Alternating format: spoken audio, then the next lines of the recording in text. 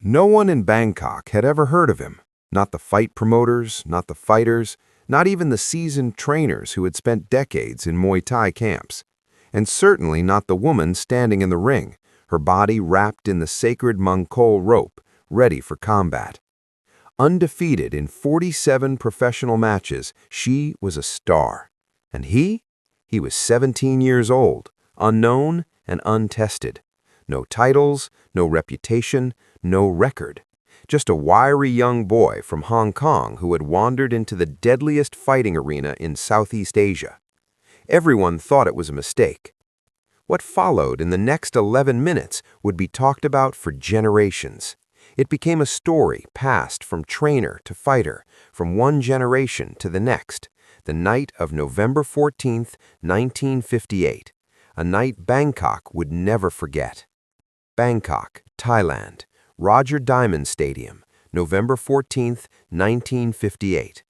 Bruce Lee had arrived in Bangkok 6 days earlier, traveling by freighter from Hong Kong across the South China Sea. 17, restless and hungry for challenge, he had already mastered everything his Wing Chun teacher, Ip Man, could teach him. The rooftops of Hong Kong were too small, street fights too predictable, cha-cha competitions too easy. His father, the famed Cantonese opera singer Leroy Hutchison, had given him money for a 3-month journey. Learn something, his father said, or come home and get a real job. Bruce chose to learn. He spent 2 weeks in the Philippines training with local stick-fighting masters, picking up in 9 days what normally took students 9 months to master. Then he headed south to Thailand, the home of Asia's most brutal striking art. He had heard about Muay Thai from sailors in Hong Kong, who spoke of it with a mix of awe and fear. Not like Kung Fu, they said, not like anything else. Elbows, knees, shins used like weapons. Fighters kicking over banana trees, then kicking harder. Bruce listened, intrigued, not afraid. Curiosity filled him, the most dangerous feeling for a 17-year-old. For 6 days in Bangkok, he observed. He visited 5 Muay Thai gyms, sitting quietly in the back, studying every fighter, every move, every breath. He noticed what others missed, the subtle weight shift before a kick, the tilt before an elbow strike, the grip in the clinch. His mind worked like a camera, recording everything. On his 4th night, he attended his first fight at Roger Diamond Stadium. 11 fights later, he saw the beauty and brutality, the elegance and the violence. Muay Thai was exactly what the sailors had described, and even more. A raw art form built on destruction. Thursday, November 14th, 1958, 9:15 p.m. The air was thick and humid, still 33 degrees after dark. Roger Diamond Stadium was packed. 3,000 spectators filled every seat, every step, every corner. Cigarette smoke hung in blue clouds beneath the tin roof. The scent of tiger balm, sweat, and street food filled the arena. Vendors weaved through the crowd, selling fried insects, cold beer, and sticky rice wrapped in banana leaves. Gamblers huddled in tight circles, waving money and shouting odds.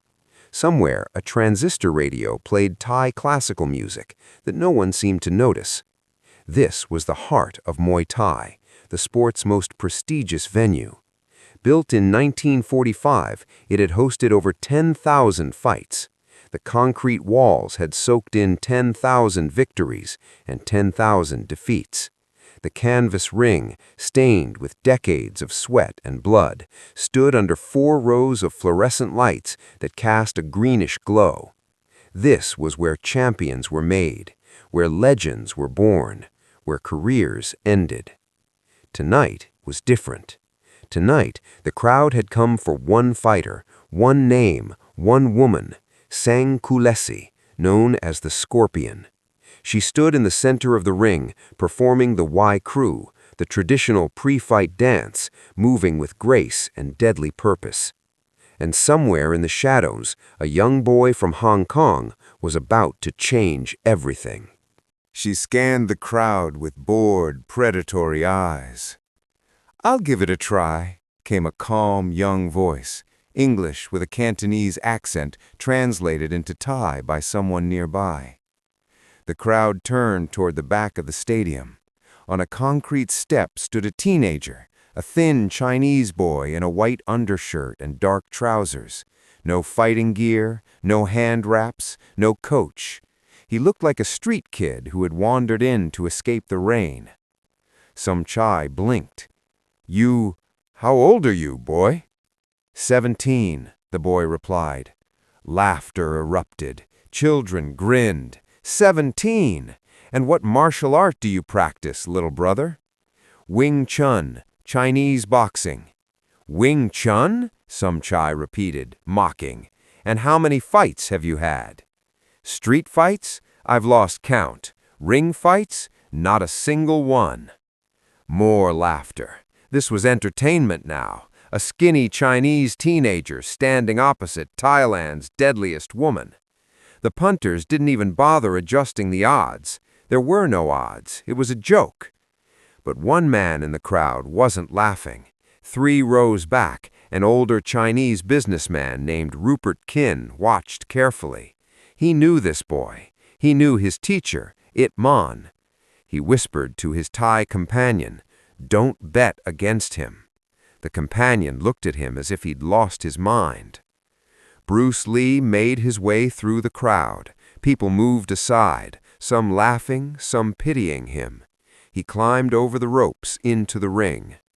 The ring felt different, bigger, hotter, blinding lights, a wall of noise from the crowd. The smell of tiger balm and blood from earlier fights hung in the air. Sarapan saw him for the first time, a boy. Thin arms, narrow shoulders, not the build of a fighter. She turned to Somchai. "Complete waste of time," she said. "Give the people a show," Somchai replied quietly. "1 round. Make it entertaining." She shrugged, then faced Bruce again, stepping closer. She was taller than him. She looked him in the eyes. "You should go home, little boy. Go back to Hong Kong. Play with your kung fu dolls." Bruce didn't answer. His gaze was steady, not aggressive, not fearful, just observing, just as It Man had taught him. Watch the eyes. The eyes reveal everything. For a moment, Sarapan held it. Something in his eyes didn't match his body. His body screamed teenager, amateur, victim. But his eyes, they were different, fierce, calculating, something she couldn't place. She pushed the feeling aside. He was just a boy, 30 seconds at most. The referee, an old Muay Thai veteran with cauliflower ears and scarred knuckles, called them to the center. He explained the rules in Thai. Someone translated for Bruce. 3 rounds, 3 minutes each. Standard Muay Thai. All 8 weapons allowed. Elbows, knees, clinches, sweeps. Bruce nodded. He understood. He entered the lion's den and agreed to play by its rules. The bell rang. Sarapan stepped first. She didn't rush. She stalked him like a predator, hands high, chin tucked, moving with measured patience. A teep, a push kick, shot toward Bruce's chest, a test of distance. Bruce dodged sideways, not backward. The kick missed. She tried again. Another teep. Same result. He wasn't where she expected. Angles she had never seen. Not the linear retreats she was used to. Not the circling she trained for. She decided to close the distance. The clinch, the plum position, was her weapon. Both hands clasp behind the opponent's head, control the neck, pull him down into rising knees. Devastating. Men 40 pounds heavier than her had fallen. This boy would be easy. She stepped forward, grabbed the back of his head, plum position. Bruce's hands caught hers, not blocking, just sensing, redirecting, Wing Chun sensitivity. Her mind raced. Thousands of hours at It Man's school on Tun Choi Street. Hours blindfolded. Hours learning to read pressure, intention, and subtle shifts. Strength through the skin. And now his hands were alive. They felt everything: pressure, direction, movement before it happened. Every time she reached, his hands met hers and redirected, as if trying to grasp water, empty air. She could not establish the clinch.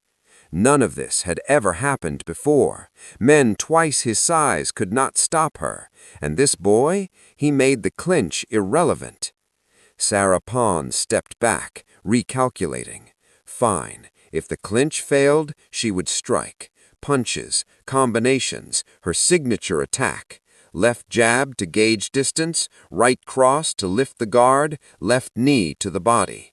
Jab hits nothing but air. Cross whizzes past his ear. He had shifted, leaned back 2 centimeters, just enough to render her attack useless. Just enough, no more. The knee comes and Bruce does something no one expects. He steps into the arc of the strike, where it has no power. At the same moment, his right hand shoots out, a straight vertical Wing Chun punch aimed at her center. It stops just 1 centimeter from her nose, pulled back, precise, controlled. The crowd goes silent. Sarah Pond freezes. She feels the wind from the punch. 1 centimeter. Had it landed, her nose would have broken and the fight would have been over. "What are you doing?" she hissed. Bruce steps back, returning to his stance, hands up, relaxed, alive. Sarah Pond's expression shifts. The boredom, the amusement, they vanish. In their place comes respect. Not fear, but a dangerous, reluctant respect. She comes at him faster now. A right roundhouse kick, full force, years of training, kicking banana trees, swinging toward Bruce's ribs, a bone-breaking, career-ending strike. Bruce meets it with his forearm, not a hard block, but a precise angled deflection. He absorbs and redirects the force. Pain shoots up his arm, but the kick slides off before she can recover. He's back.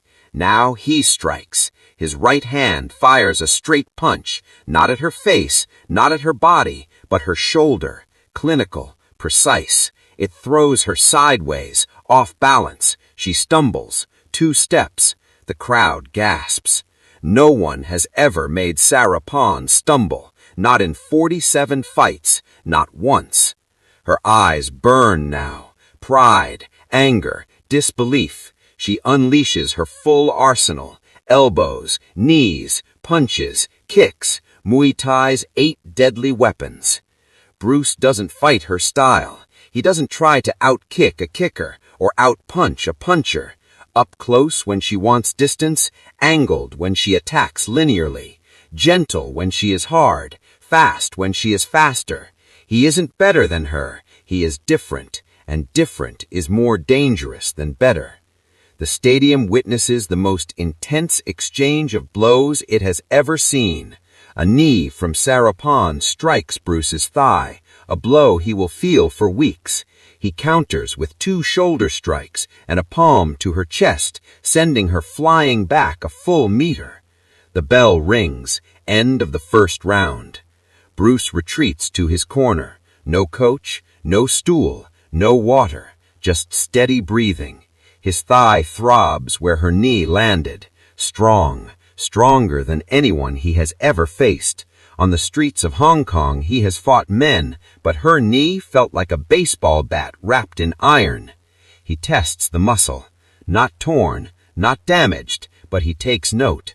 Her power, generated from a short distance, amplified by hip rotation, something Wing Chun doesn't have, something worth learning. Across the ring, Sarah Pond moves differently now. The boredom is gone. She is engaged, alert, dangerous. Bruce has done something she has never experienced before. He is not what she expected. Survival instincts kick in. Opponents become dangerous when they see that, and now she is dangerous. In the 3rd row, Rupert Kine leans forward, knuckles white around his beer bottle. He has watched Bruce fight on the rooftops of Kowloon, take on grown men in back alleys, but this is different, a professional killer, and Bruce is just 17, 8,000 miles from home, with no coach and no exit strategy. Sarah Pond sits on her stool. Her trainer, crew preacher, 30 years of experience, speaks urgently in Thai. He reads you, change your rhythm, break the pattern, single strikes, no combinations, make every attack a surprise. Sarah studies Bruce, calm, real calm, not the fake calm of pretending to be fearless, the certainty of someone who knows exactly what they can do. Her memories flash. 9 years old, Chiang Mai, a boy twice her size who said she didn't belong. She broke his rib the next day. She never stops. She will not stop tonight. The bell rings for the